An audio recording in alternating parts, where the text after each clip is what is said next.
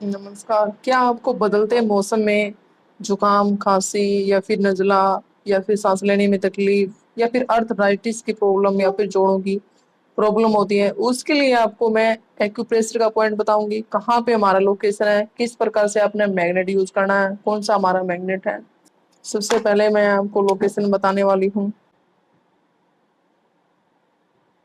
इस हिस्से के ऊपर इस प्रकार से आपने प्रेस करना है, फिर मैं 3 से 4 बार, 3-3 4-4 मिनट के लिए। और मैं अभी आपको मैग्नेट बताने जा रही हूँ। ये हमारा जो स्किन की साइड, व्हाइट साइड है, जो स्किन की साइड टच होगी, इस प्रकार से आपने यूज करना। ये आपको कम से कम 6 घंटे और ज्यादा से ज्यादा 8 घंटे तक इसको लगाना है। वीडियो को सेव करके रखना है और ज्यादा से ज्यादा लोगों तक